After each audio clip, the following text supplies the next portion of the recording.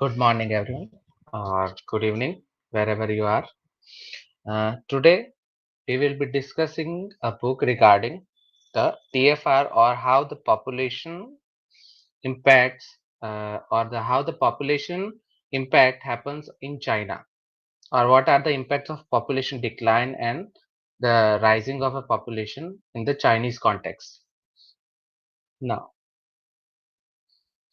here we have got a book from a Chinese author who happens to be a very well-researched guy who has written about the historical context or historical perspective on how the population of the Chinese population, the number of Chinese in the Chinese mainland impact their rising and fall of the Chinese dynasties, different dynasties, and how the population impact their rise and fall. So the author, currently is, I think, in some American university, and he is still writing about the Chinese population decline.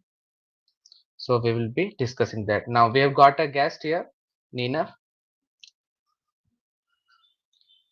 Stay to everyone. So yeah, we will be today discussing about how population was originally the strength of China in its economic development, and how the decline of this demography and population is also going to cause a rapid decline as well.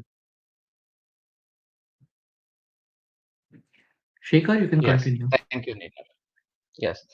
So we have to understand that everything in Chinese context has to have some kind of relation with the population of the China, because everything always comes back to population in the Asian context, but here we are only discussing China, so in Chinese context. So we will start reading now. So this is the book. If anyone wants to buy it, this is a Chinese version. So we have a translation here. One second. Yes. So the book starts with the book's name is The Big Power Emptiness. So it is describes the Chinese situation currently. So it is a kind of a paper tiger in a sense. So it looks big, but the ending will not be so good, if we go by his analysis.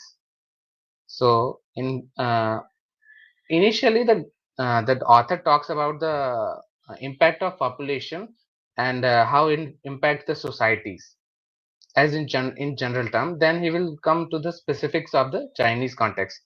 Now, section 1, chapter 1: population reproduction is human society. There are two basic pillars on which human society relies on for its existence and development. One is population reproduction and the other is material reproduction. The security of politics, economy, national defense, culture, and national psychology all depends on population security. The premise of sustainable social development is that the population itself must continue to develop. A good cook cannot cook without rice. Without the sustainable development of the population, there is no way to talk about the sustainable development of the society, because everything here is trying to say is everything relates back to the population.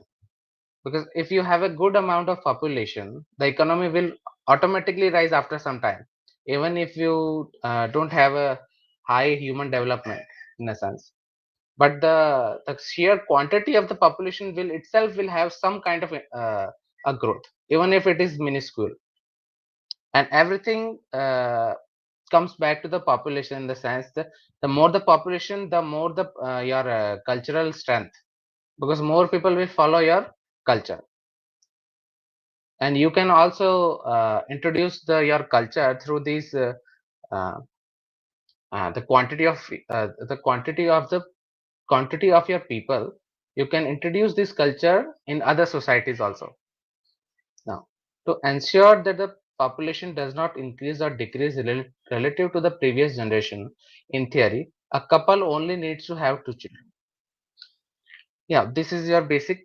Whenever we are talking about the population, Now we always go back to the TFR section, that we have to have a TFR of 2, so we can replace the parents of the children. So the children can replace their parents. There will be two parents, so two children will replace their parent. Now, however, since some children die before giving birth, and the normal male to female ratio 100 for girls is 102 to 106, developed countries need a total fertility rate of 2.1 to maintain generational population replacement. Total fertility rate, and we call that TFR in short, is an important indicator of demographics, which refers to the average number of children born in each woman during childbearing age. Now, this is important. Childbearing age. This is very important. Assuming that the woman spent their childbearing age at a certain year's age, it can be roughly understood as the number of children a woman has in her life.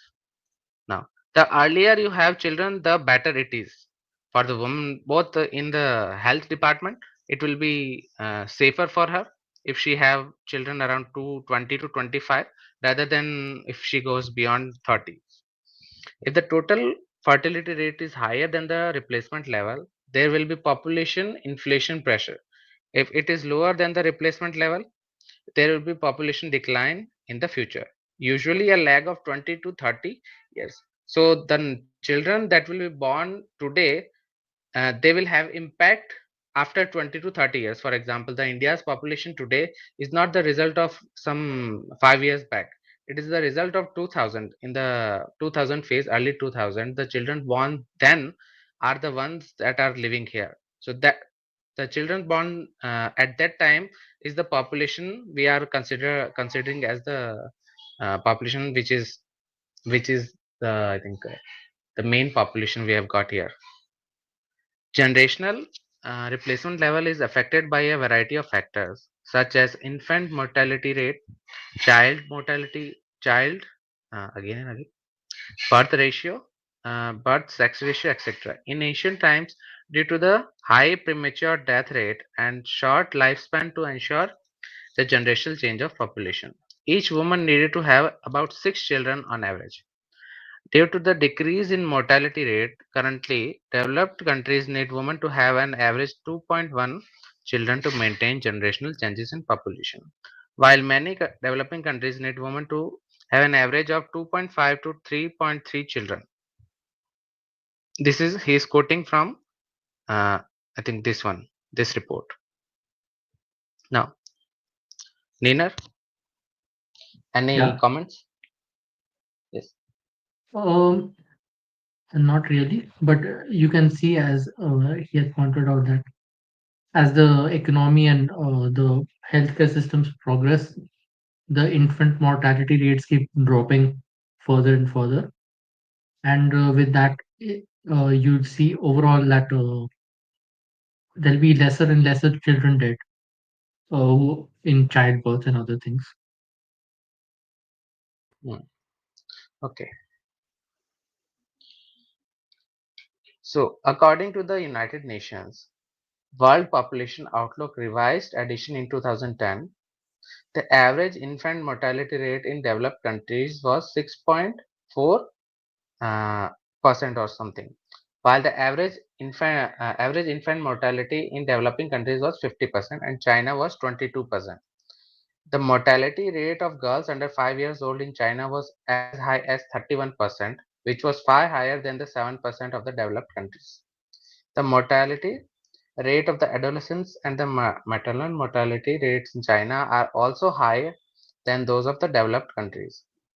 In particular, China's birth sex ratio is much higher than that in developed countries, in the normal range of 102 to 106. The 1990s, 2000s, and 2010 census showed that the gender ratio of the population is 0 to 4 was as high as 111, 120, 191 respectively.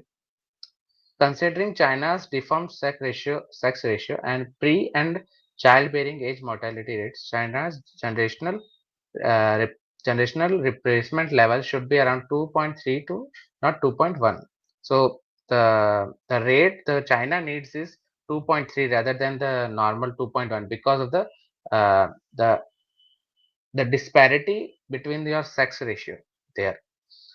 Due to the Right, right, existence of infertility, single DINK, double income, no children. So what happens is in Chinese society, it is very normal nowadays. Both the couple, the husband and wife, will be doing the jobs, and there will be no children because nobody is there to take care of the children. Because the rest of the family, if they have any family to begin with, like grandparents, they will be living in villages. They will not be living with them. right, right. So a And they normal would not have society like should be a brothers or sisters as well. no. This is also a very strange phenomena in China because from 1980s, the one-child policy has been a disaster in the society because they don't know what exactly are relations. They don't understand them. Now there are some exceptions, but for the majority of the time, they don't know what are the relatives because the only relative they have are their parents, and that's all. Very strange situation. They are not as emotionally active as the rest of the world.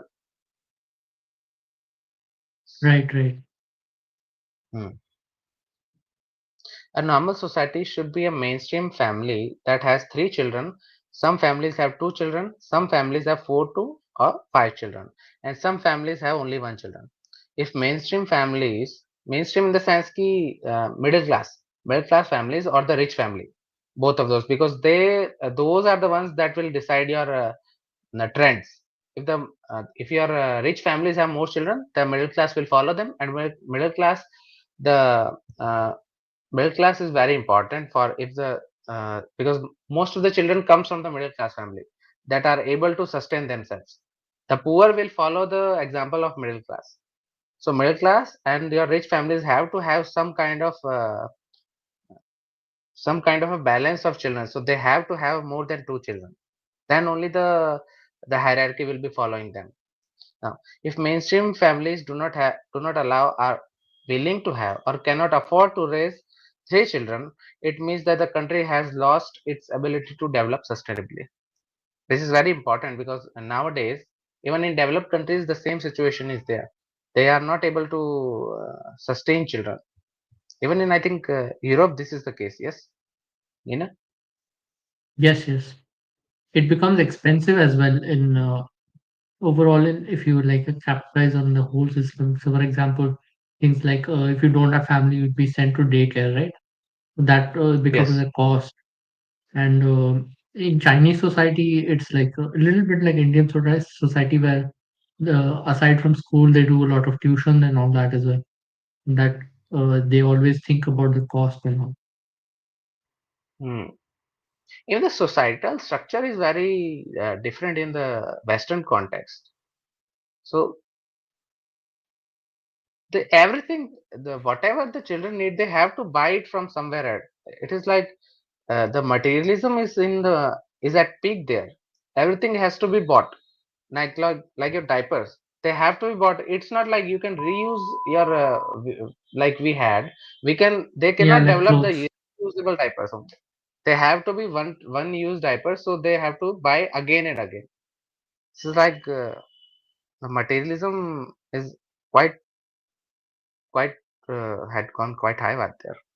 Now, population is renewable resources like forests and grasslands and must be used reasonably to maintain renewable capabilities. Further rates below generational replacement levels are equivalent to predatory utilization of population resources. However, China's fertility rate was lower than generational replacement level after 1990s. So we can see the impacts of your one child policy even in early 90s, I think. Yeah, they had already crossed the replacement level. They had already gone below the replacement level in 1990s. But the children produced in 1980s were so their quantity was so much that they had carried away for 2 to 3 decades, and the people had not felt the change in the fertility level. I think the same case is with India also. We are seeing that the fertility is quite low. it has gone below the replacement level. Even in our neighborhoods, we will see that the most of the time the families will only have one children. They will not have more than one. The rarely we can see two children, and in extreme rare cases we see three children, Right, I think. right. Yes, this is a common occurrence. Even one child uh, is becoming a very expensive thing. Even so far, Indians can afford one child, but I don't think going by the trajectory we are going, we will be able to afford even one. However, China's fertility rate was lower than generational replacement level after 1990. The 2000 census showed that the fertility rate was only 1.22, which is quite low, considering the Chinese had a, I think three.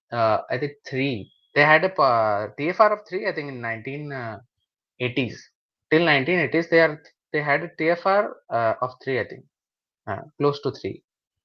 This is a quite sudden decline, even by You normal can standards. you can read the whole thing at once, and then we can discuss the Sure, whole sure. thing together. The 2005 1% population sample survey showed that the fertility rate was only 1.33. The 2010 the census once again confirmed that the average fertility rate from 1996 to 2010 was only about 1.4, of which it was only 1.181 in 2010. The long-term low fertility rate seriously threatens China's sustainable development and will have an unprecedented impact on China's economy, politics, society, culture, national defense, and national psychology. Hmm.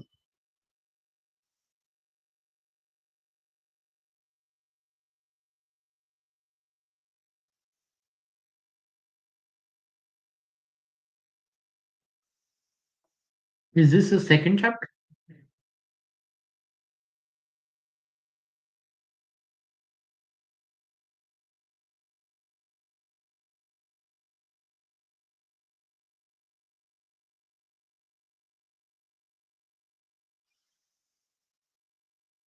I'm not able to hear you. Yes. So the second chapter is here. Similarly, if the ultra low fertility rate of 1.18 in 2010, then China's population will begin to grow negatively in 2018 if we go by the data, with only 460 million people by 2100 and only 69 million by 2200. Now, the population growth was very slow in ancient times. Now, uh, any comments so far? Anybody? So Yes. yeah, Nandita, you can also join, add your thoughts on this. Hi, I just joined. So, population growth was very slow in ancient times. So, healthcare has been very important in this. Healthcare has improved the quality of life past World War II, and it has increased the population growth by a lot. Hmm. So, the whole cycle of the population in the society has been extended to higher levels. So basically, people are living more than they are required, I think. Yeah, yeah. Not In general, like yes. I would say like there's a term called dependent population. Okay, Yes, yes, yes. whoever is like population of children and elderly will be higher. That will put a burden on the working population. Like if they Hmm. are earning, then okay. Otherwise, they'll become a burden on the society. Yes. Like especially if they are taking pensions support, they'll need support nine from the government or the Now, working population. yeah, yes. The problem is that the societal support that the elders and the children used to get that all of that has been shifted to the insurance, pensions, and the private institutions. So the society has no responsibility for them. So this is another level of your the population problem, True, because if they true. will not, the society Family will not system take has care of been, them. Yes, yeah. if the family system collapses, the whole thing, the society will itself collapse after some time. Because Hmm. the family, if the family is not able to take care of the relatives, then who will take care of it, and for how long? Yeah. The Chinese population boom has coincided with their, what, how you say, no, the revolution part, their cultural revolution part. So they had so many people as working for them when human capital was needed for them. Yeah, in those times, in the cultural revolution and all, they were told to like break up the family and stuff. So a lot of the children would rebel against their parents and stuff. That that is the time when like they try to break the traditional norms. From that, you can see the result is that they had policies like one child policy and all. Yeah, we'll talk about that more later in the next section. Abhito, we are talking about population growth, no? Yes, yes. So You continue now that. in this section, yes, he will compare the population growth in the ancient times. Now, nature will not. Wait a second. Are you getting background noise from me or not? There's no background noise. You No, continue. Yes, yes. So nature will not let trees grow into a sky, nor will it make people's population grow infinitely. Chinese sociologist Pan Guanten noticed a phenomena observed by ancient Feng Shui scientists. Wealth and nutrition cannot be prosperous. This is the, I think, same logic we had. In other words, the poorer the more you are, the richer the more you are, the richer the more you are, the less you are born. So basically, the he's saying the poorer you are, the more in So number you are. they, Basically, yes. so he's The saying fewer like the elites population, won't reproduce more than the poor people. yes. So they want to concentrate their wealth, so they will reproduce less. So they don't want to pass on Also, they'll their have wealth other things to focus yes. on. Uh, That also, and the wealth itself gives some power in the society. No, so mhm. the rich will not want to divide their wealth. So You it, want to because if they divide consolidate it, power. it will reduce their power. Yes. So True. consolidation is also a reason behind that. Now, Mhm. Uh, the but if fewer you the consider population will be. Indian history, like Mhm. this phenomenon would have been handled differently. No, So, now here because the of Hindu undivided family concept, the control of the family will be given to the eldest son, right? गद्दा होता है ना घर का. So the so power now usually, here. Mhm. Mhm. The power Continue, usually continue. stays in the family.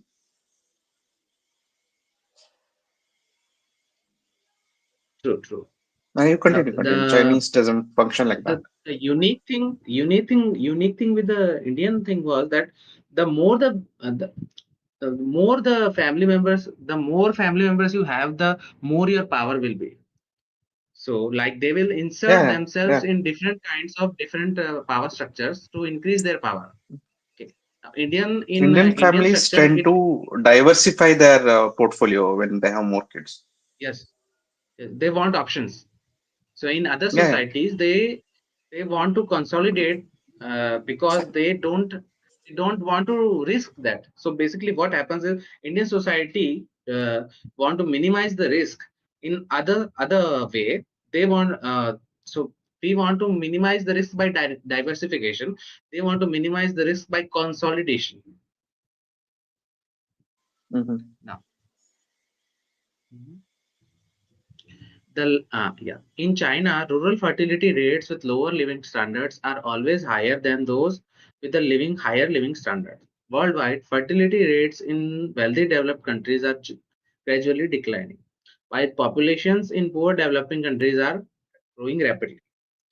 This has led to the rapid growing population in countries or regions such as India and Muslim areas, showing an upward trend where developed countries or regions have to introduce a large number of external immigrants due to insufficient manpower, and these immigrants from areas with lower living standards have slowly replaced and occupied the original dominant position of the locals.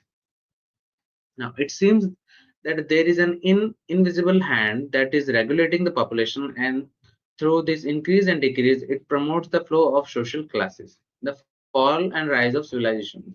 In ancient times, population was regulated through left hand, which is to say plague, war, famine, natural disasters, peace, disease, and other fierce means. In modern times, population regulation uh, is controlled through right hand. Contraceptions, high nurturing cost, low fertility intention, and high infertility rate.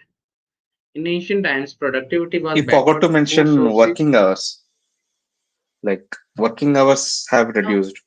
Uh, like it also affects the population regulation.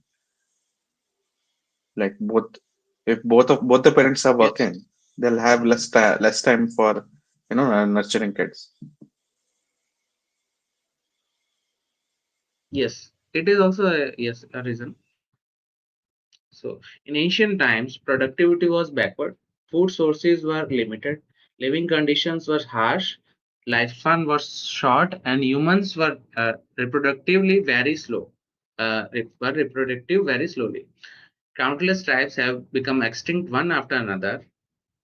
An entire human race has also reached the brink of extinction several times. With the development of productivity, wealth has accumulated and human civilizations has begun to emerge. The establishment of the marriage system regulates sexual and reproductive order, establishes man's property right over children, and also stimulates man's motivation to raise their offspring. The establishment of the filial piety cultural allows children to be rewarded and adds profit to the fire of the population development. However, in the era of agricultural civilization, the average life expectancy at birth was only about uh, 20 years old, and the life is rare in 70 years. Now, it seems that very common diseases such as dysentery, common infections, can be fatal at that time.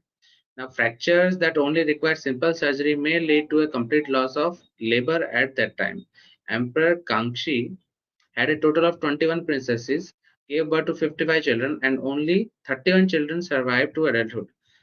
Emperor Pinglong had 17 princesses and had 17 sons and 10 daughters, but 5 princesses and 5 princes died prematurely. Shunzi had 8 sons. Kangxi was chosen as his heir here because Kangxi had smallpox and was already resistant. The two wives of the Peter the Great of Tsarist Russia had 10 children in total, but only one son and two daughters had lived to adulthood. The only grandson, Peter II, died of smallpox at the age of 40. Many ordinary people's children have a lower survival rate, and sometimes none of them have dozen children. A plague and war were enough to destroy families that had been thriving for thousands of years. For example, the 30 years of the European War from 1618 to 1648 and the Black Death, Europe's population was reduced by half. In 1492, there was 50 to 60 million Indians in the Africa, but Columbus discovered the America. The population decreased by 90% due to the war, massacres, and infectious disease such as smallpox from Europe. This is interesting that he mentions massacres. In Chinese history, the population losses have been as high as more than 60% due to the wars and plagues. The population has dropped from 40 to 50 million to more than 10 million many times. During the spring and autumn period and the warring states period, the population was about 20 million and increased to more than 59 million in 280. The wars in the Eastern Han dynasty and Three Kingdoms caused a sharp decline in the population, and it restored to more than 16 million in 280 AD. Later, five barbarians invaded China and the population dropped sharply. After the prosperous era of the Shui and Tang dynasties, the population recovered to more than 52 million by 755 AD. However, after the Anshi rebellion, the population dropped again to more than 16 million by 760 AD. You can see the sudden decline and rising of the population here in just some years. That's quite interesting. The population of the Song dynasty recovered, but the Song Yuan War led to a sharp decline in the population. In 1403 AD, the population reached more than 66 million. The plague in the late Ming dynasty and the war in the late Ming and early Qing dynasty led to a sharp decline in the population. Due to the difficulty of population reproduction, many very glorious civilizations in ancient times were interrupted because of the inability to continue the population. In the past, there were at least tens of thousands of surnames in China, but most of the surnames and countless ethnic groups have gradually become extinct. Now, the surviving families have reached the danger of surnames of the sun have almost gone, and they are as endless as lines in history. According to So I've economic also heard about historian, this, the whole thing of uh, civilization, some civilizations becoming extinct because of the population decline. So somewhere I've also heard like Roman civilization started importing the immigrants because of this issue, but that also didn't help them. so the which one was it?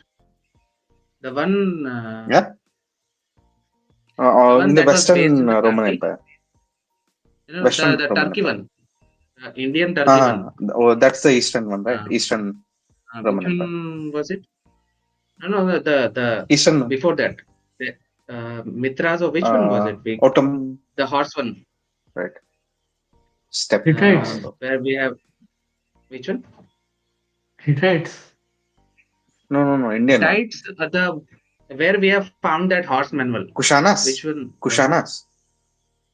No, Kushanas. no, Kishan is not the Sorry, no, one, the I Levant one. understood. He's talking about those ones in Syria, Iraq, Step. that side. Yes, yes, the Syria one, Steppe the Syria thingy. one. Yeah, so that one declined on its own. Uh, first they had Mm-hmm. initially they had invasions, some invasions they had faced, but because of the distractions done by the invasions, the whole population had collapsed because of the uh, large famines that followed that. The invasions were not the main Mm-hmm. reasons there.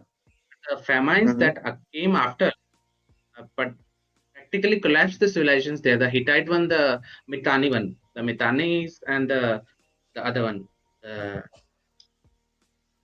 and the Mm-hmm. which one was it? The Iraq one, Mesopotamia, I think. Yes. So all So these when they're the Middle talking about, Eastern ones really collapsed from these famines only. Population decline. hmm, so in Chinese civilization, like states, divided states that were never one before. How many like centuries they were, you know, without war? Th- About They were five to ten constantly Regularly, they warring at centuries have each other. Huh? generally. wars and civil wars. Hmm. Yeah, they So were it was never constant. peaceful. So what used to happen was the so there will come a dynasty which will unite all the region. Then Hmm. the dynasty will be facing internal rebellions. The internal rebellions will Hmm. lead to some fragmentation. When the fragmentation and internal rebellions happen, all so whatever the population that had grown during the whole united the period when the China was united, that will be collapsed. They all will be killed during the rebellions, because remember, in India and China, generally the armies used to be 30 to 40,000. You rarely see an Hmm. army in Europe which will be more than 15,000. Rarely. Now They're here like generally, small and now remember, dominions. these, yeah, even the small kingdom of, let's say, a desert region like Rajasthan used to have 30,000 soldiers generally. Now, just imagine what type of armies would have been there when the kingdoms of the whole Ganga region, the Ganga Plains region, they would have easily have armies of 50 to 60,000 easily. They can, and that is also when the kingdoms used to be very small. As the kingdom would have a city and the surrounding areas. Even then, Hmm. they would have been able to field 50,000 soldiers easily. The same case will be with China, but they are, rather than the smaller sections like India, the city section, they will have a larger area, but population wise, it will not be that large. Huh. So, according to economic historian Angus Madison, the global population in 1 AD was only 225 million, of which China was 59 million. By 1000 AD, the global population increased to Then the other half 267 would be million, Indian, and na? by 1500, Like 59 million would be Chinese, India matlab? would have been 45, Okay, approximately 1000 45 AD. to 50 million. Yes, 45, roughly But 40 to like, 45 do we millions. know were we Because in like decline, or were we in boom then, population boom? we don't know. There is Hmm. also one caveat here, because we don't know the area they are counting as India. Which one they are counting? True. Are they counting the continent?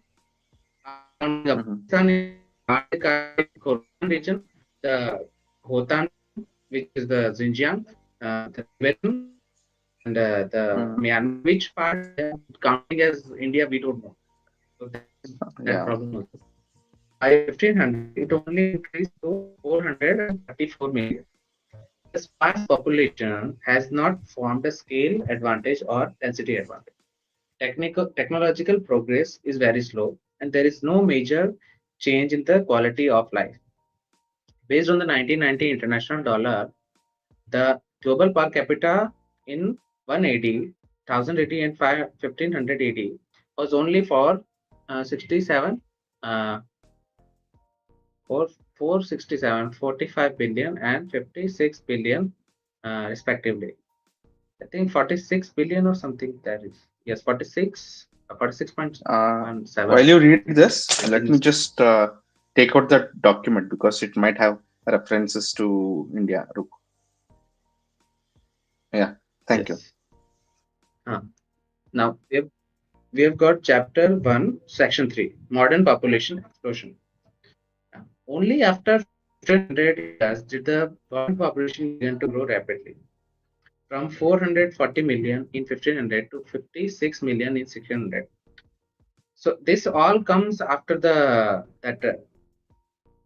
discovery of, I think, microscope or something. We have discovered cell or thing thereabout. So Which one? 600 million in The 700, population growth? 1 billion. Which one? Yes, yes. I think the because the medicine No, helped the help we in didn't have having microscope. more people. Like we had vaccines before the microscope. The vaccines we would have. I think that the Uh, population explosion that happened down here, just the 1800 to 1900. This is the population, because in 80 years we have gone about five. We have added 500 million. maybe agriculture also, That was like because of mechanization of Industrial agriculture, Revolution. industrial revolution, Hmm. early industrial revolution, Yes. industrial production of Now, food.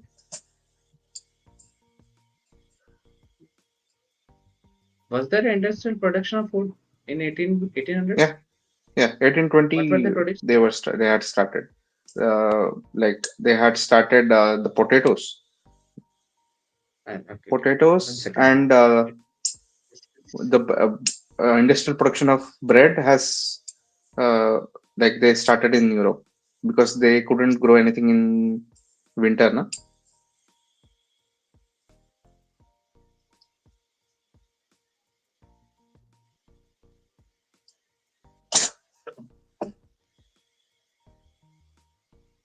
So let's continue. Mm. 1 billion in 1820 and 1.5 billion in 1900. Then it reached 2 billion in 1927, 3 billion in 1960, 4 billion in 1975, 5 billion in 1987, and 6 billion in 1999, 7 billion in 2011. Now you can see why the Americans were so worried about the population thing.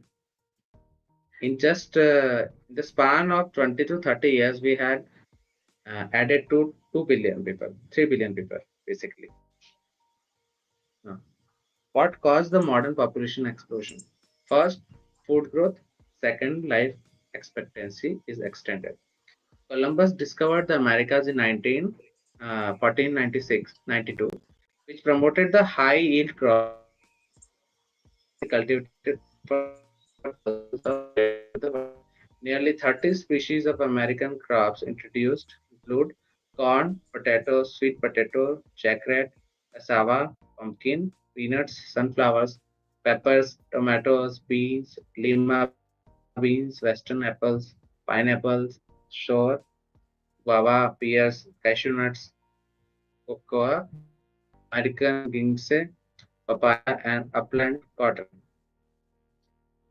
The yields of potato and corn, potato, corn, and sweet potato is many times higher than of the traditional wheat, rice, barley, oats, and sorghum in Eurasia. Sweet potatoes can This collect is thousands of where the kilograms per acre, carbohydrates which in is the food several times less increased. than. Yes, yes. Cotton, corn growth is very now this the overplantation of this also leads to famine, like the great famines in 90s, Hmm. early 19th century. Growing Hmm. 1,000 is very profitable, and these crops do not compete with the grains for land, and any barren beside sand field can grow. They march toward mountains, big hills, big greens, hills, river, beaches, and land. Land was fully utilized to support human production. These crops can also form a harvest of crop seasons along with other crops such as wheat, and thereby improving land use. Corn and potato are now the largest and the fourth largest food crops in the world, respectively. The emergence of potato has made up for the food storage and cereal harvest. Scientists call it the genesis effect. It is the main food crop in Europe. In Europe at the time, a single acre of potato field by a cow could support the family. Ireland's population 1500 and Ireland's population in 1500 and 1 million in I don't think it is okay what 1 million in millions, no? Your voice is breaking, Shikhar.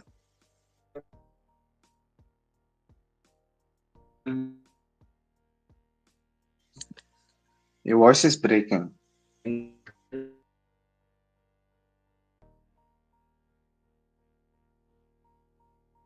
think he left. Now he's back. Yeah. So the four plants that changed the world uh, were highly not uh, high in carbohydrates hello and could be stored for a long time.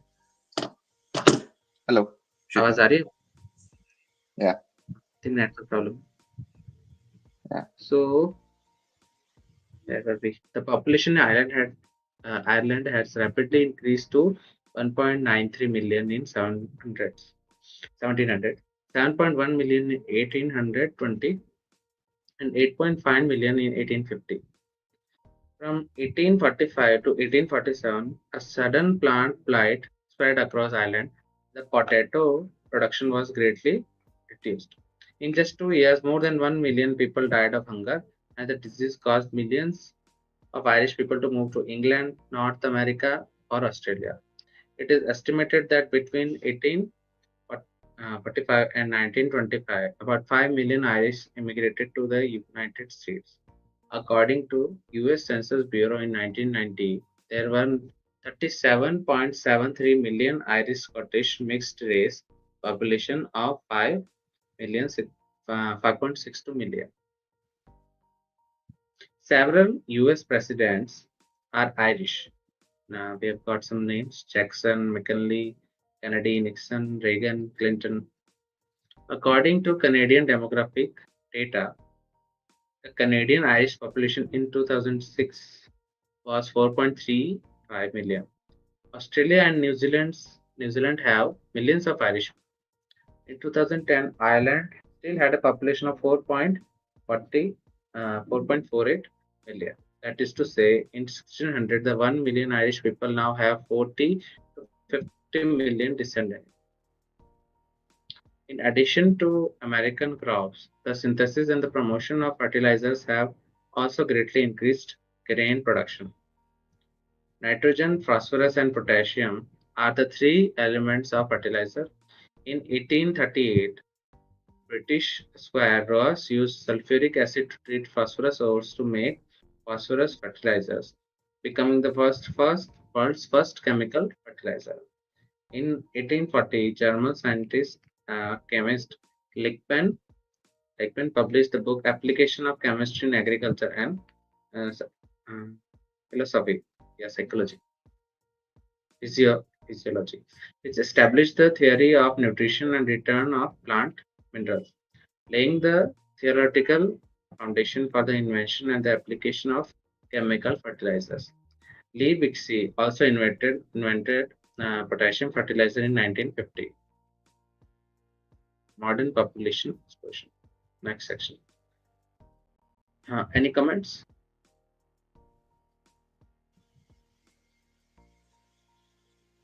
No, no, continue. It's very interesting though. Yeah, you can continue the full thing, then we can talk about it. Hmm.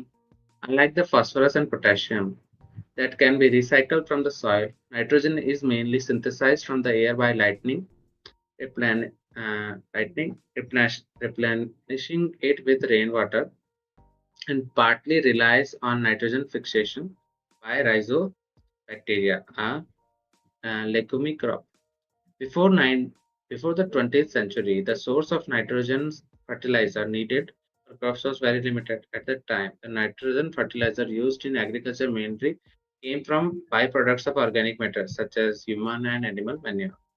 With the development of agriculture production, the increasing population of the earth, the number of natural nitrogen compounds is increasingly unavailable to meet the needs of crop growth. The nitrogen in the air is inexhaustible, and uh, Germany's population grew rapidly back then, with a very few colonies divided up, and food must be self-sufficient. German chemists proposed the idea of asking for nitrogen fertilizer from the air. In 1910, Badenoline Soda Ash Company built the world's first synthetic ammonia factory, creating an important chapter in the history of human science. Currently, more than 90% of the world's nitrogen fertilizers are produced from synthetic ammonia. Agricultural science and technology has made great progress in 20th century. The world average yield per moo of grain, moo is your unit in Chinese to measure the grains, increased from 95 kg in 1961 to 34 kg in 2009. The modern population explosion should be largely attributed to humans' successful choke on the left hand that controlled the population. The plague, Black Death, smallpox, typhoid, dysentery, plague, typhoid, etc., that once raging were effectively controlled and their physical fitness increasing uh, after food increased, the mortality rate decreased and their lifespan was extended. What is particularly worth mentioning is the elimination of smallpox and the invention of penicillin. Smallpox is called a accomplice of death because of its rapid epidemic and extremely high mortality rate, generally up to 25, sometimes 40 to 50%. Even if the patient does not die, permanent numb scars will be left on his face and body and may even blindness.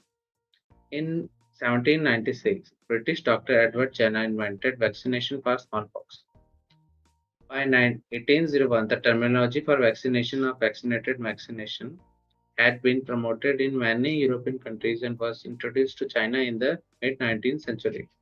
Smallpox inoculation has greatly increased the average life expectancy of humans from around 20 years old to 40 years old. In 1928, British microbiologist Fleming in 1942, American pharmaceutical companies have begun mass production of penicillin.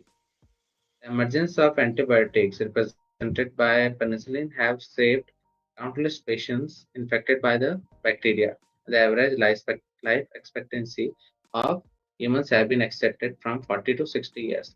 Coupled with the progress made in the prevention and control of cardiovascular disease since 1970s, the life expectancy worldwide rose to 69 years and 78 years in developed countries. The mortality But if rate you caused notice by something, external factors has been reduced and the hmm, Shikhar, if you notice something, the vaccine was created 20 years back, World War Two. It was not even used in World War One.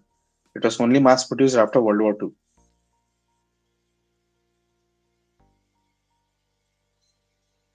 Is there a reason for that?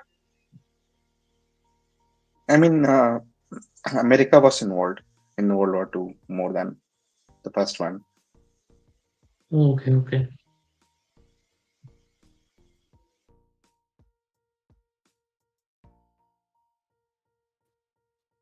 Net का problem मुझे लग रहा है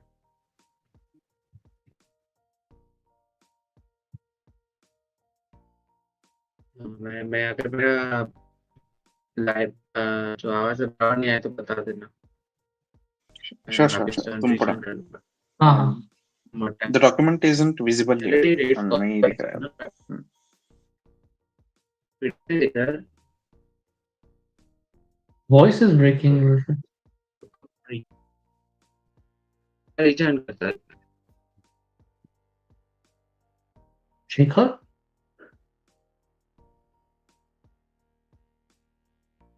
I think we can't hear you.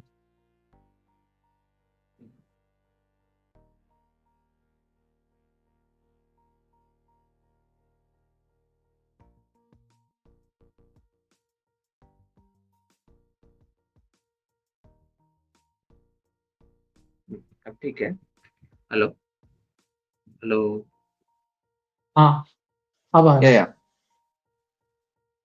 ठीक है so the mortality rate caused by external factors has been reduced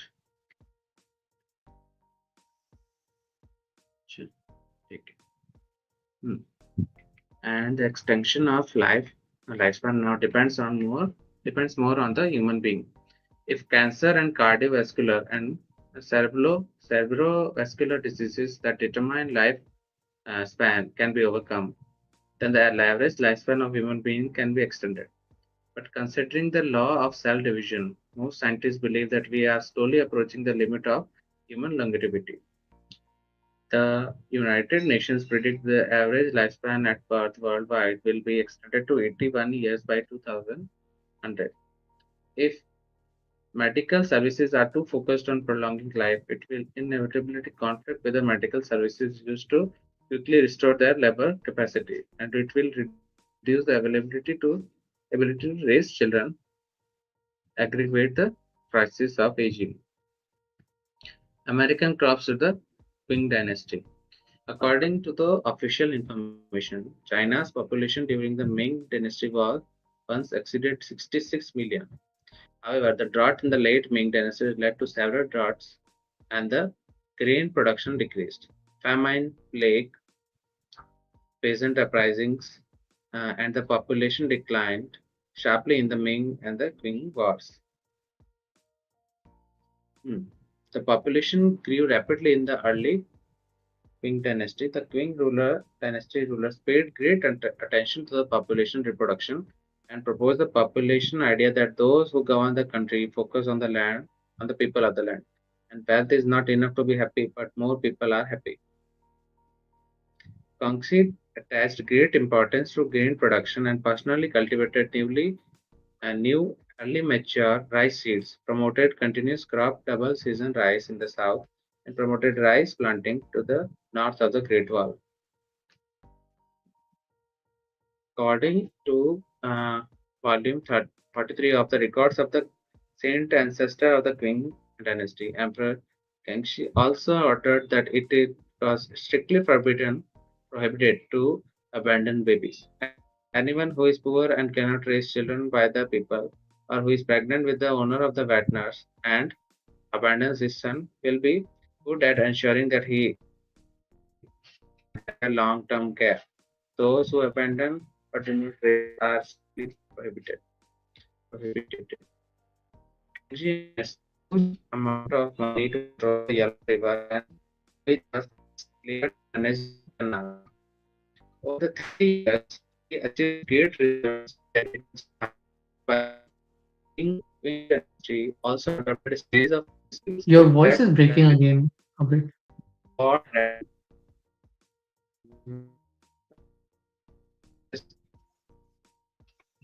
Shaker, for some time I'll read. You can read them. You just keep scrolling the document.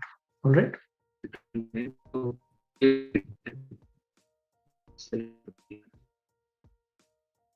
What do we do? So, according to volume We can 43 just of end the here then. records, yeah,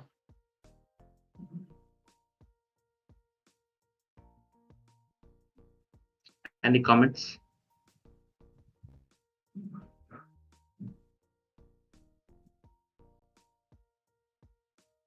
your voice was gone for a bit. Yeah. So we can end here for today, I think. My connection is not good. Or else I can continue reading. You just scroll down as I read. Is that fine? You can read them. Yeah. So, Sure, the sure. Qing dynasty also adopted a series of policies to attract refugees, to reward land reclamation, military and civilians to vigorously settle land reclamation, rename land, permanent ban or land enclosure, amend the law of fugitives, light donations, and poor taxes.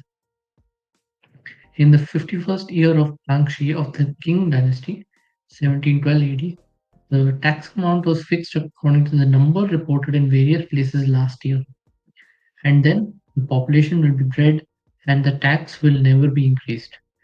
In the first year of Yongshan, 1723 AD, and the spreading of taxes into land was gradually implemented. Land tax were used as a target of land tax. Okay, I think some translation error. And all cap taxes were abolished without adding silver, which greatly promoted population development. Perhaps due to climate and other reasons, the increase in Europe's population is mainly attributed to potatoes, while China is a higher yield corn and sweet potatoes. Currently, China's sweet potato production accounts for 80% of the world's output. Corn was introduced to Guangxi and other places during the Jiajing period of the Ming dynasty, only decades after Columbus discovered the Americas, and was introduced to Hunan and Sichuan in the middle of the Kangxi period of the Qing dynasty. It achieved unprecedented development in Sichuan, so it was named Shushu and later promoted nationwide. Sweet potatoes were introduced to our country around 1593 during the Wanli period of the Ming dynasty. The promotion technology for sweet potatoes was mature in the late Ming dynasty, but the main planting areas were limited to a few places such as Fujian. After the political situation of the Qing dynasty stabilized, the central and local governments actively promoted these high yield crops. Emperor Qianlong especially liked to eat sweet potatoes and also issued an edict to promote sweet potatoes. Sweet potatoes became an important food crop in China at that time. For example, Fujian, the sweet potato, half of the people in the province. I think that's a book name. Then, yeah, that's that. Agricultural technology has been greatly improved, and the reseeding index has also been greatly improved, and a large number of agricultural books have been published. The area of cultivated land continues to increase. According to Wang Shiduo's statement in 1851, millet and sorghum have been planted on the top of the mountain. There are already continental fields in the rivers, old forests have been built in the river, and deep seedling caves have been opened. You can scroll down.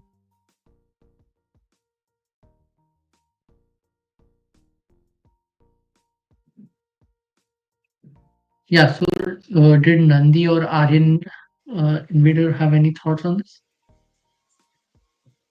I mean, the agricultural did have a lot of impact because of the storage and the improvement in industrialization of food technology. It has provided the population a constant source of nutrition so that they don't have to worry about the day-to-day food and they can focus on other things in life. So that has improved their, how will you say, quality of life. That led to population boom. इसमें मतलब वो याद है मुझे, हम उसकी discuss कर रहे थे, क्या नाम था उसका, जेरेड डायमंड्स और समथिंग कुछ था ना ऑथर, जो बोल रहा था कि सब कुछ मिडिल ईस्ट में ही जो आपका जो प्लांट्स है ना, ये क्रॉप्स है, सारे वहीं से डेवलप हुए हैं, तो फार्मिंग वहीं से डेवलप हुई है, तो इसी वजह से जो है यूरोपियन जो है इसलिए डोमिनेट किया था, यूरोपियंस ने जो है अमेरिकाज को, क्योंकि अमेरिकाज के पास में जो है एग्रीकल्चर है उनका बराबर डेवलप नहीं हुआ था। फिर फूड क्रॉप्स क्या थे, बहुत ही अजीब लग रहा है ये। ठीक है, ठीक है। हाँ, आप बताओ सभी को कोई नमस्कार। अच्छा है। हुँ, अ, इस पर मेरे कुछ विचार है। हाँ, हाँ। जैसे एग्रीकल्चर आने के बाद क्या है ना कि आपको लोगों की भी आवश्यकता अधिक पड़ती है परिवार में। जैसे आपको खेती-बाड़ी करनी है, तो आपको सदस्य अधिक चाहिए जो आपकी सहायता कर सके खेती-बाड़ी करने में। अ, जैसे पिता को चाहिए 3-4 पुत्र हो जो मेरे साथ खेती-बाड़ी करने आएँ, पिता के 3-4 भाई हो जो एक खेत को सँभाले। तो उससे भी एग्रीकल्चर के साथ-साथ जनसंख्या बढ़ती है और खाने का जो स्रोत है, वो तो स्थिर होता ही है, तो खाने-पीने का अभाव नहीं रहता है। तो इसीलिए भी जनसंख्या जब कृषि जैसे-जैसे बढ़ता है, वैसे जनसंख्या बढ़ती है। और इस विषय पर यदि भारत के संदर्भ में आपको और जानना है, तो कृपया संजीव सन्याल को सुनिए। उन्होंने बहुत चर्चा की इस पर, उन्होंने ही इस चर्चा को बढ़ावा दिया है। कि यहाँ पर घटती जनसंख्या आ रही है भारत में ये स्थिति और हमारी स्थिति और बुरी होगी क्योंकि चीन के पास या विकसित देशों के पास फिर भी पैसा है कि वो संभाल सकते हैं अपने वृद्ध जनसंख्या को। चीन भी थोड़ा बहुत संभाल सकता है, भारत कैसे संभालेगा यदि युवा जनसंख्या नहीं होगी? इसके विषय में नहीं सोचा।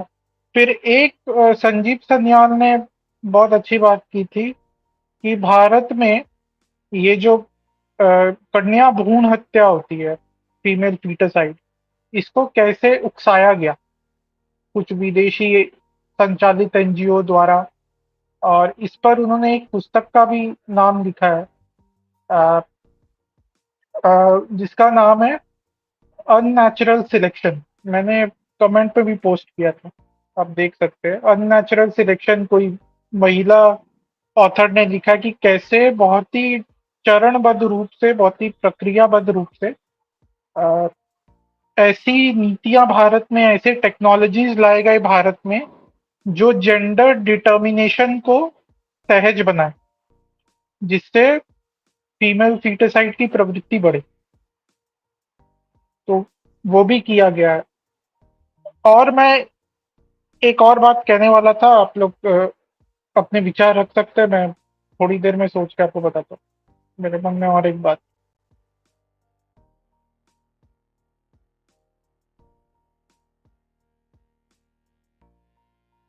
तो इस पे भी काफी चर्चा Can होती है you कि population. add this slide that I've added to the screen? Actually, I'm not hosting Like who? Hana. So this is the source the book mentions. So the whole population there graphs starts from 1820, and then there's nothing before that. Logically they don't have any data before that. So they say Yeah. China always had more population than India, but the growth rate was always higher in India.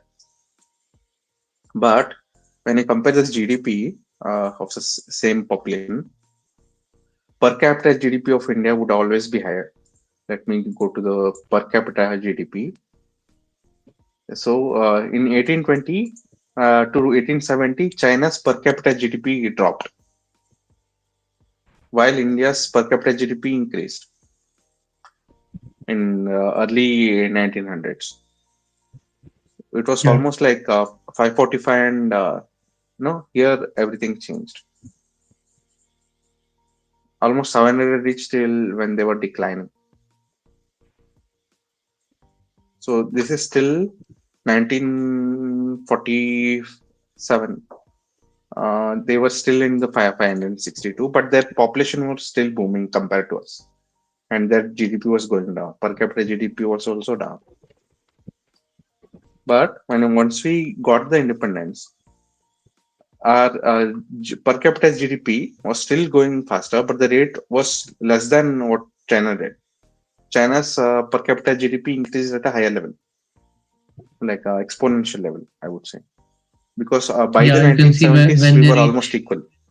Yeah, they reached 1000 in almost. 1979. Yeah, see, almost 1972 they became equal. 1971 to 1974 they became equal to per capita GDP, and in the 80s they boomed like anything before we took over. Here, all the changes came from in these years, last 3 decades. तो इस पर मेरा एक प्रश्न है कि चीन एक Uh, कम्युनिस्ट कंट्री होकर भी उतना सोशलिस्ट नहीं था जितना भारत था नेहरू के True, अधीन। because after Mao died, the second Deng Ping, उसका नाम ऐसा आता है Deng Xiaoping. Dong तो Xiaoping. he was very pro American. ये So he got डंग secretly. शाओपिंग कब से कब तक था? I think he was there for like around 8 to 9 years, where he could No, effectively. he was I there mean, for he was more there than since 15 the years. beginning. वो He was वो there तो since the late beginning. He eighties was और early he was late part of eighties the. और early 1978. 90s में था। In 1978 1978 they So liberalized which plundering. particularly in some of these northwest, So we he all was know that always part of even now, but is, how you say still very recently, we Politburo. had a serious problem let's with watch this video. gender Sure, selective sure. abortion, huh? And because of which, particularly in some of these northwestern states, there was a serious imbalance in the number of boys being born, much in excess of the number of girls, right? Yeah, you all know this. And India has been much criticized for this. Haryana, particularly Punjab, Western UP. This is basically the zone where this happens.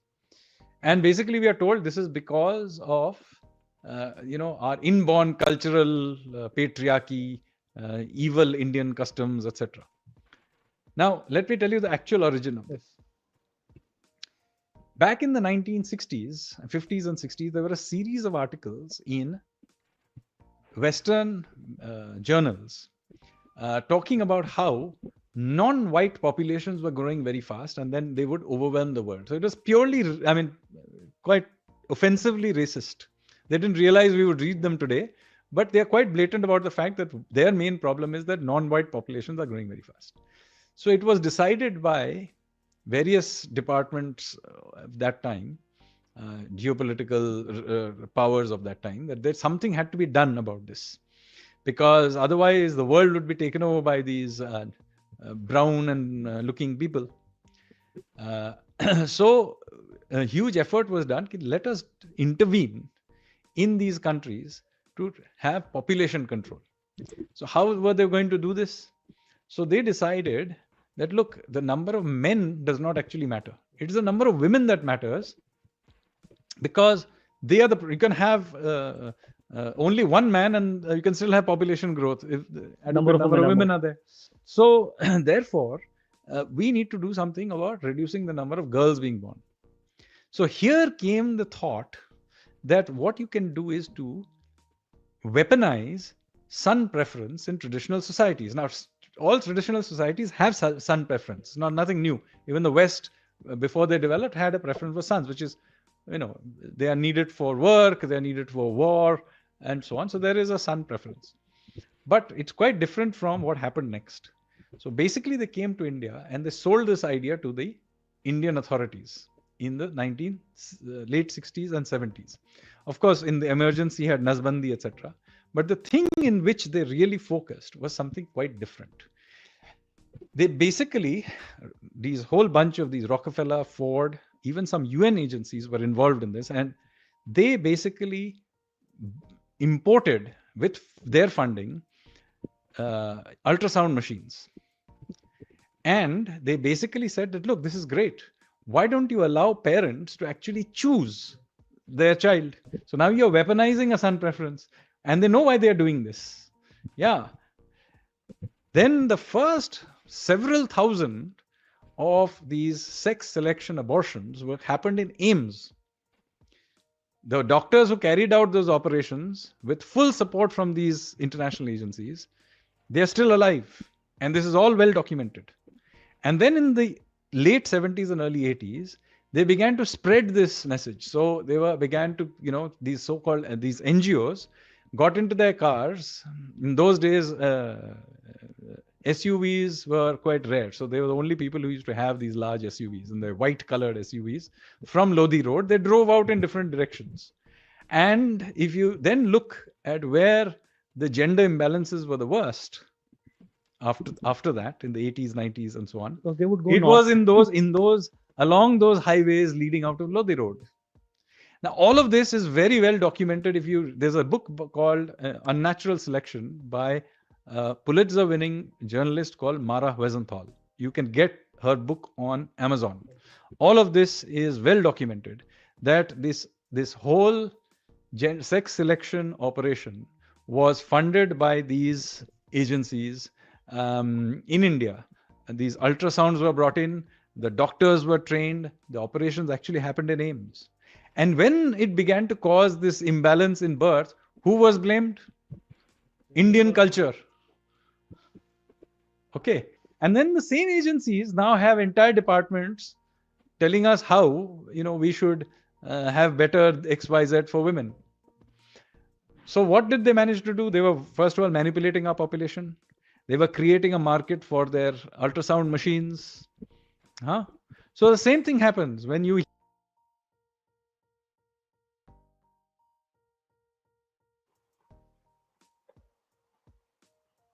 तो जैसा कि संजीव सन्याल जी ने कहा, ये केवल एक पक्ष है पॉपुलेशन कंट्रोल का। ऐसे कई सारे पॉलिसीज और वो सब लिए गए पॉपुलेशन कंट्रोल के लिए इंडिया में। बहुत सारी चालें चली गई वहाँ। But still it इंडिया में didn't work क्या na, है, to the extent they it wanted. did work, it worked, it worked, that's the point, it worked। India में क्योंकि चाइना के जैसे डायरेक्टली वन चाइल्ड पॉलिसी नहीं कर सकते थे, तो इन्होंने क्या किया, लॉज के माध्यम से फिर पॉलिसीज है जैसे कॉन्ट्रासेप्टिव्स प्रमोट करना, बर्थ कंट्रोल टेक्निक्स प्रमोट करना, एज ऑफ मैरिज को इंक्रीज करने के लिए लोग लगातार चेष्टा कर रहे हैं, अबॉर्शन की जो टाइमलाइन है उसको इंक्रीज करने की चेष्टा कर रहे हैं, एजुकेशन की टाइम लिमिट बढ़ाने की चेष्टा कर रहे हैं जिससे लोग देर से सेटल हो लाइफ में, जिससे बच्चे कम पैदा करें। ये सब पॉलिसीज हो रही, ये एक नहीं है। और इसमें जो मैं एंटी मैन लॉज की बात करता हूँ वो भी मुझे लगता है वो भी इसी के उद्देश्य से किया जा रहा है कि आप महिला और पुरुष में झगड़ा करा दो जिससे वो विवाह नहीं करे और पॉपुलेशन डिक्लाइन, तो वो भी है। फिर मैं अभी पढ़ रहा था तो मुझे पता चला कि महिलाओं को ऐसा इनकरेज करना है कि विवाह के 2 साल बाद ही बच्चे को जन्म दे, ऐसा उनको इनकरेज करना है। ठीक है, दो बच्चे में अंतर 3 साल का होना चाहिए क्योंकि हेल्थ रीजन है, वो एक पॉइंट है, पर शादी के 2 साल बाद ही बच्चे को जन्म क्यों देना, ये मुझे समझ में नहीं आया। पी गुरुस के श्री अय्यर थे, उन्होंने कहा था क्या हमें ईयर्स ऑफ एजुकेशन रिड्यूस करना चाहिए या नहीं। ये जो 12+3+2 है उसको रिड्यूस करके 12+3 नहीं कर देना चाहिए या 10+3+2 नहीं कर देना चाहिए जिससे लोग जल्दी एजुकेट करके वर्कफोर्स में जाए और जल्दी शादी करें, सेटल डाउन। तो ये सब बहुत सारे पॉलिसीज है पॉपुलेशन डिक्लाइन में और कंट्रोल में, क्योंकि इंडिया में आप डायरेक्टली चाइना जैसा नहीं कर सकते कि इम्पोज कर दिया one child policy.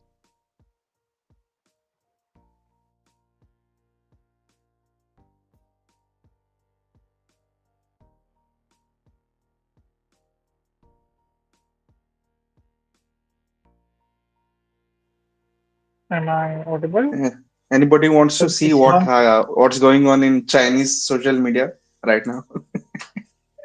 I got some access to that YouTube. अरे वहां पे एक डिवोर्स लॉ बहुत बड़ा बदलाव किया है तो उसको लेके बहुत झमेला है चाइना में, वो वहां पे देखिएगा कि इंटरनली हाँ चाइना में पहले क्या था, जो वाइफ थी उसको पति का 50% प्रॉपर्टी का 50% ऐसे ही मिल जाता था, तो वो चाइनीज गवर्नमेंट ने हटा दिया क्योंकि बहुत सारी महिलाएं उसका मिसयूज करने लगी कि शादी करेंगे पति का संपत्ति लेके चले जाएंगे, उसको चीट करके या उस पे झूठा आरोप लगाकर, जो कि आजकल इंडिया में भी बहुत भयंकर रूप से हो रहा है। तो वहां पे डिवोर्स लॉ चेंज कर दिया कि नहीं, पत्नी को 50% नहीं मिलेगा यदि उसका नाम नहीं है प्रॉपर्टी, ऐसा कुछ। तो सब देश इस पर सोच रहे, पर हमारा इंडिया ही है जो अभी भी 20 साल पहले चल रहा है और वो अभी भी पुराने ढंग से ही सोच रहा है कि विमेन को और राइट्स दो, विमेन को और राइट्स दो। मैं विमेन को इक्वल राइट्स देने के विरुद्ध नहीं हूँ, पर जिस प्रकार के राइट्स दिए जा रहे हैं ना वो राइट्स नहीं है, वो इंटाइटलमेंट है। तो ये भी एक कंट्रीब्यूटिंग फैक्टर है पॉपुलेशन डिक्लाइन। एनीवे आप कुछ बोल रहे थे, आप कुछ दिखाना चाह रहे थे। हाँ, वो नंदी रात तो चले गए, दिखाना चाह रहे थे वो चले गए। Bhupendra, any thoughts on this?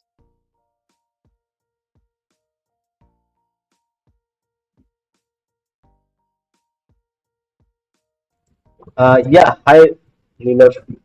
Am I audible? Yes, yes.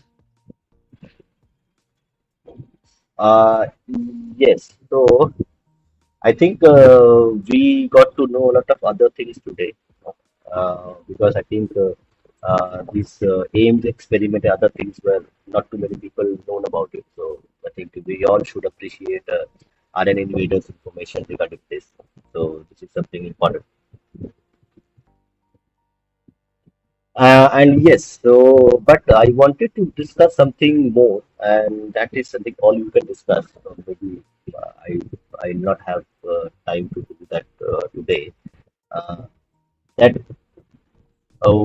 I think there was some discussion happening in previous podcasts with CSK as well regarding a lot of people link population decline with industrialization, with urbanization, and other things. So lack of agricultural services sector, decline in manufacturing.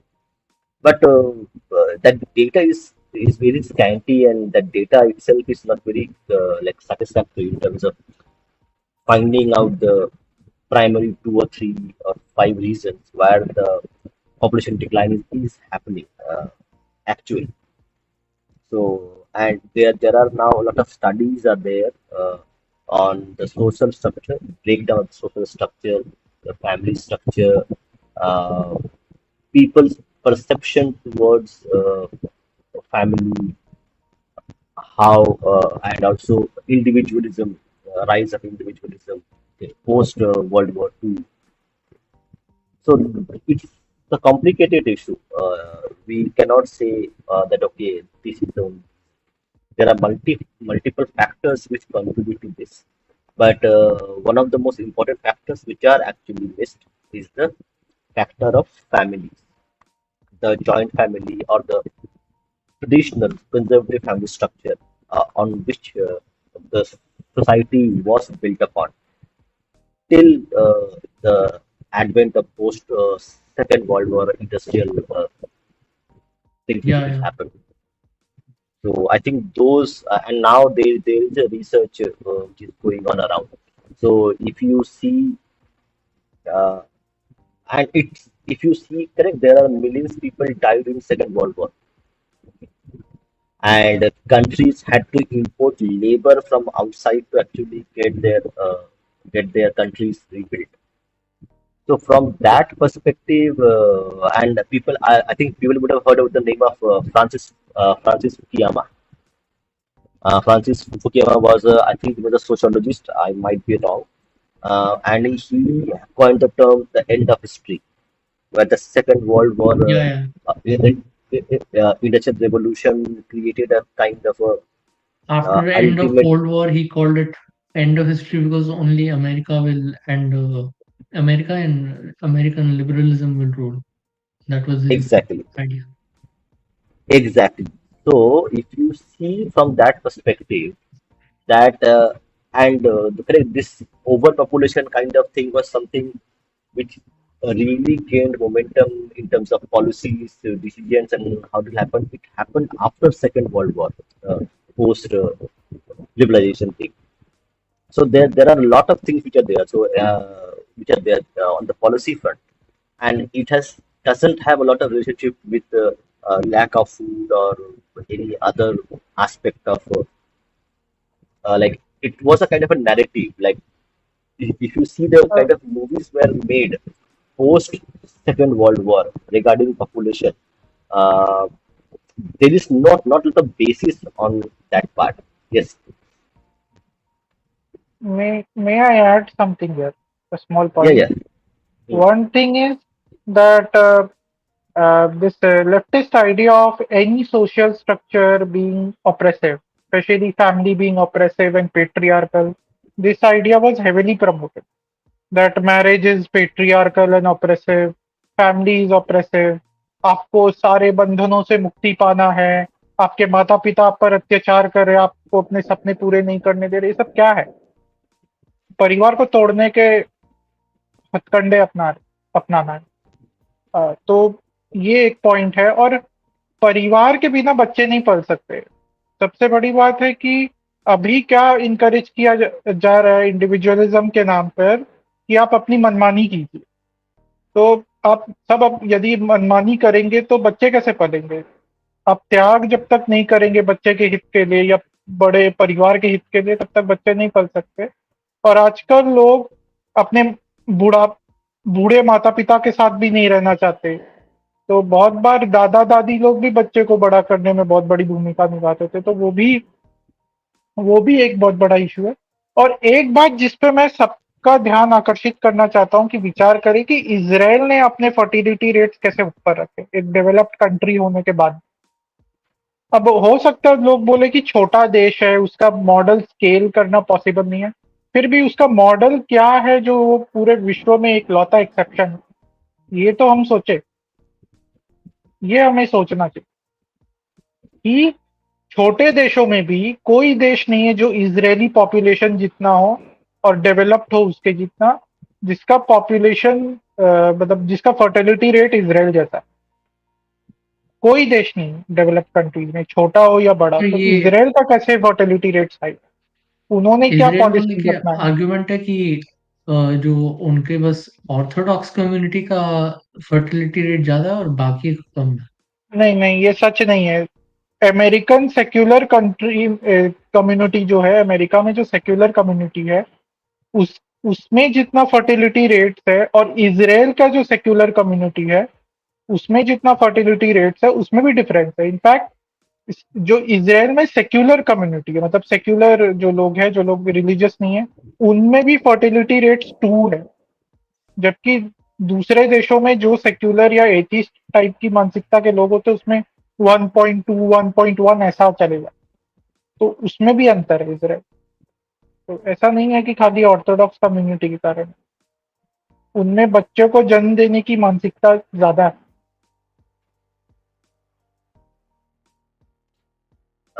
Yes, anybody wants to comment on this by Ritwik?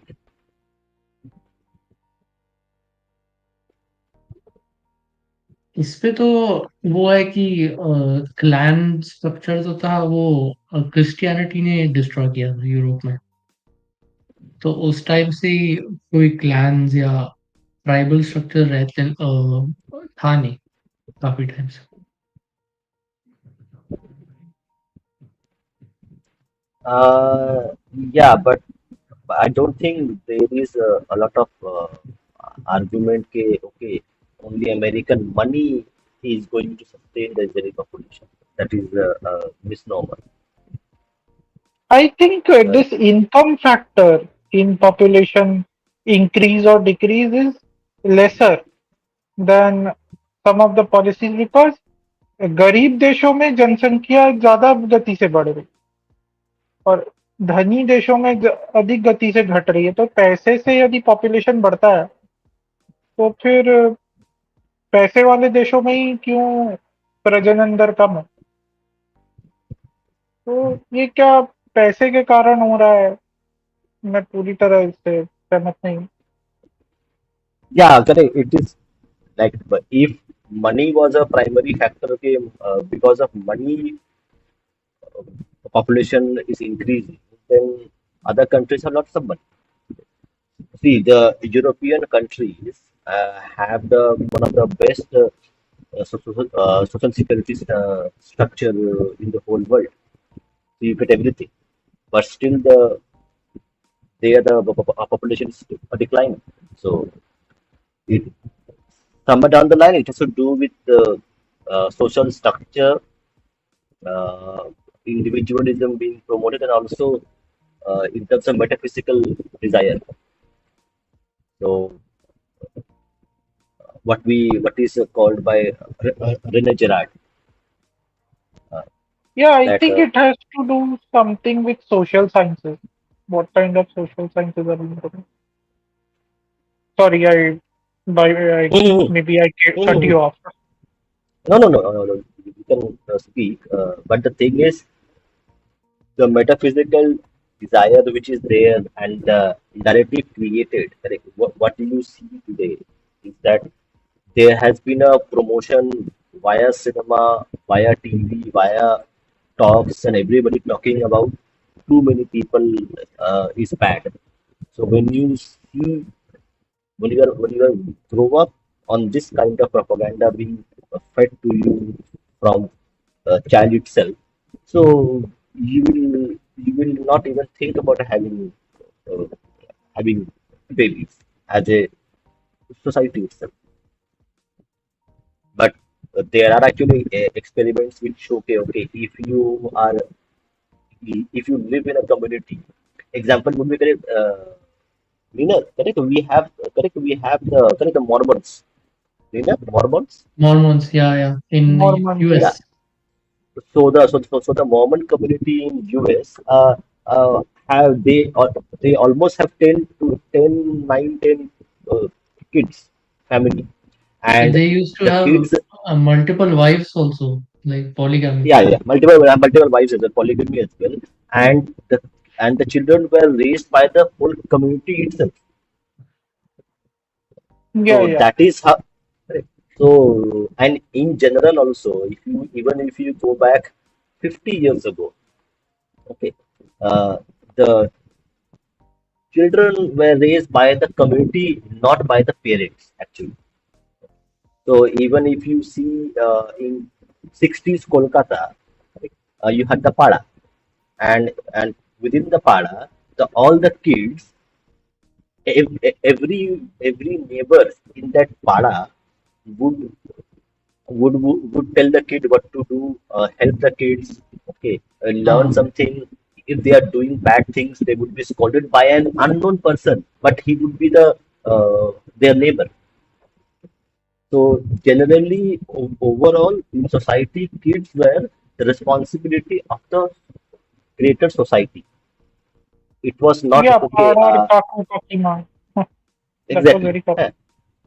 so one And more thing I even think is like other than greater go ahead. society, also like when people have more siblings, the older siblings will take care of their younger siblings. That itself is community. And That is if true. you remember, and also if you remember that, like, we read the book, but we read the book Anandamath, and in the Anandamath book, if you remember, that the husband, wife, and the child, right, uh, there was they were very poor, but they had the sense of humanity in them to actually take care of each other. That is how generally humans live. We take care of each other, even if you don't know them. That is how default human behavior. How the behavior has changed over the years. That we don't consider even our parents worthy of taking care of. But 100 years ago, we had people who would take care of the people who were unknown to them, just because of their human values. So that also needs to be taken into account. And how the decline happened. Yeah, yeah. Yeah.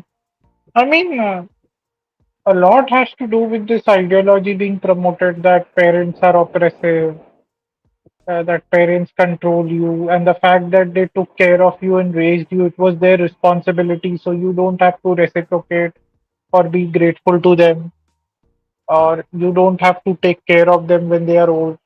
So this kind of mindset has also crept into the young generation that yeah, parents are toxic. I'm not saying parents don't do anything wrong or they don't make mistakes, but this mindset that parents are toxic. Almost everyone is saying my father is toxic, my mother is toxic. I think that has also It's very harmed a lazy. lot.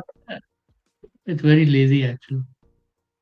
Actually, the thing is, people have found excuses to run from their responsibilities because people don't want to take care of their aging parents, so they will have to find a reason for it. So the excuse for it is they are toxic.